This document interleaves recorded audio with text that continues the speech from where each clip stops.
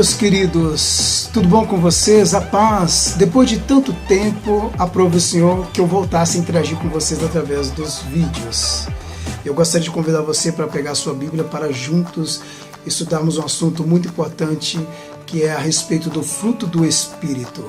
Gostaria de pedir você também para compartilhar este vídeo e os demais, porque na verdade esse é apenas a introdução. Você compartilhar com seus amigos, por quê? Porque eu creio que Deus falará ao seu coração, ao coração de todas as pessoas que você compartilhar, assim como tem falado ao meu. Amém? Portanto, como eu falei, eu quero meditar com você profundamente a respeito do fruto do Espírito. Muitas vezes as pessoas falam no plural, os frutos do Espírito, mas na verdade é no singular, o fruto e não os frutos.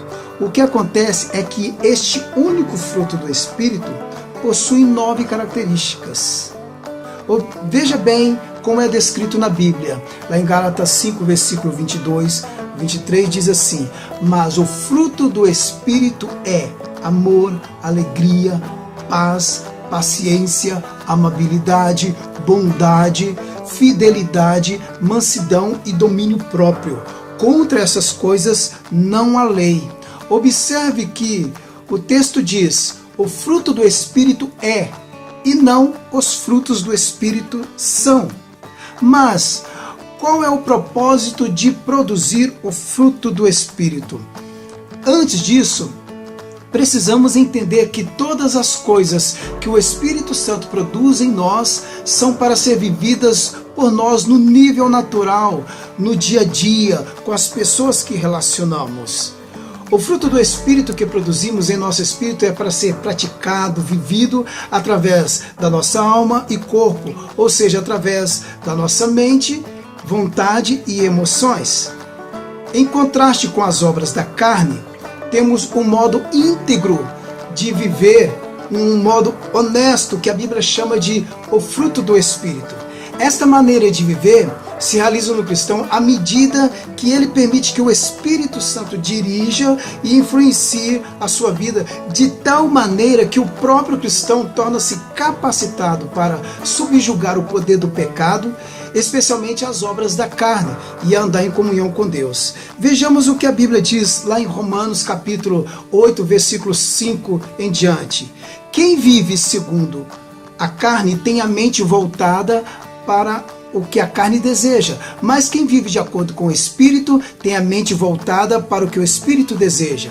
A mentalidade da carne é morte, mas a mentalidade do Espírito é vida e paz. A mentalidade da carne é inimiga de Deus porque não se submete à lei de Deus e nem a pode fazê-lo. Quem é dominado pela carne não pode agradar a Deus. Entretanto, vocês não estão sob o domínio da carne, mas do Espírito, se de fato o Espírito de Deus habita em vocês. E se alguém não tem o Espírito de Cristo, não pertence a Cristo. Mas se Cristo está em vocês, o corpo está morto por causa do pecado, mas o Espírito está vivo por causa da justiça. E se o Espírito daquele que ressuscitou Jesus dentre os mortos habita em vocês, aquele que ressuscitou a Cristo dentre os mortos também dará vida a seus corpos mortais por meio do seu Espírito que habita em vocês. Portanto, irmãos, estejamos em dívida, não para com a carne, para vivermos sujeitos a ela. Pois se vocês viverem de acordo com a carne, morrerão. Mas se pelo Espírito fizerem morrer os atos do corpo, viverão, porque todos os que são guiados pelo Espírito de Deus são filhos de Deus. Eu fiz questão de ler este texto todo, porque apesar de não termos tempo para meditar profundamente nele agora, já dá para você ter uma boa compreensão daquilo que o apóstolo Paulo está dizendo. Quero apenas que preste atenção nos versículos 8, 9 e 14, posteriormente, ok? Além, a pessoa pode ter 50 anos de crente. A pessoa pode ter 50 anos de crente, ser dizimista fiel, batizado nas águas, porém se tal pessoa não tiver o Espírito Santo dentro de si, não pertence a Cristo e, consequentemente, não é filho de Deus. E isso é muito sério. No verso 14, Paulo está dizendo que não importa o que você pensa, qual é a sua linha teológica, seu status social, a cor da sua pele, sua denominação, o quanto você conhece da Bíblia, ou se você pode até mesmo fazer fogo do céu. Se você não é guiado pelo Espírito de Deus, não é filho de Deus. Há pessoas que falam línguas estranhas, profetizam, sapateiam, pregam mais do que o Billy Graham pregou em toda a sua vida, cantam melhor que um roxinol, mas fala mal de sua liderança, fala mal de todos, divide igrejas, são péssimos funcionários, péssimos patrões, péssimos maridos, péssimas esposas, péssimos filhos, péssimos parentes e também péssimos vizinhos. Não tem uma vida de bom testemunho cristão. Falando em comunhão com Deus e com o próximo, veja o que mais a Bíblia nos recomenda. Efésios 4, 2, 3 diz: sejam completamente humildes e dóceis, e sejam pacientes, suportando uns aos outros com amor. Façam todo o esforço para conservar a unidade do Espírito pelo vínculo da paz. Infelizmente, muitas vezes não fazemos o mínimo de esforço. Meus queridos, ainda que nosso irmão se posicione como inimigo, Jesus disse para andarmos a segunda milha com ele. Lembra? Em Colossenses, capítulo 3, versículo 12 e 13 diz: portanto, como povo escolhido de Deus, santo e amado, revistam-se de profunda compaixão, bondade, humildade, mansidão e paciência.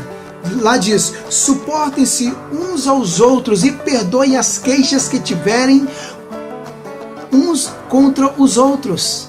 Lá diz assim: perdoem como o Senhor lhes perdoou. Não é para perdoar do jeito que você acha, mas como Jesus te perdoou. Hebreus 8, 12 diz: serei misericordioso para com as suas iniquidades, e dos seus pecados não me lembrarei mais. Se você ainda fica se lembrando e ainda está ressentido com alguém, é uma grande prova de que ainda não perdoou de fato. Perdoar não é uma questão de sentimento, mas sim de obediência. Observe só o que diz lá em 2 Pedro capítulo 1, do versículo 5 ao 9. Por isso mesmo, empenhe-se para acrescentar à sua fé a virtude o conhecimento, ao conhecimento o domínio próprio, ao domínio próprio a perseverança a piedade a fraternidade e a fraternidade o amor. Ou seja, acrescenta o amor sobre todas essas qualidades, sobre tudo isso. Porque se essas qualidades existirem e estiverem crescendo em suas vidas, ou seja, não apenas existirem dentro de você, mas também se estiverem crescendo, evoluindo a cada dia em suas vidas, e diz assim: elas impedirão que vocês, no pleno conhecimento de nosso Senhor Jesus Cristo, sejam inoperantes e improdutivos. Todavia, se alguém não as tem, está cego, só vê o que está perto, esquecendo-se da purificação dos seus antigos pecados. Ou seja, neste final, o que o apóstolo Pedro está dizendo é que tal pessoa não se lembra de que um dia Deus, através de seu Filho, a perdoou de todas as suas pisadas na bola. Que Deus estendeu sua graça exatamente porque ela não merece. Mas agora, pelo fato de não produzir o fruto do Espírito, é intransigente para com aqueles que falham com ela. Meus amados, o fruto do Espírito é o resultado da presença do Espírito Santo na vida do cristão. E isso não tem nada a ver com você ser batizado ou não no Espírito Santo ou possuir algum dom espiritual. A Bíblia deixa bem claro que todos recebem o Espírito Santo no momento em que aceitam Jesus como Senhor e Salvador. Lá em 1 Coríntios capítulo 12, 13 diz: pois em um só corpo todos nós fomos batizados em um único Espírito.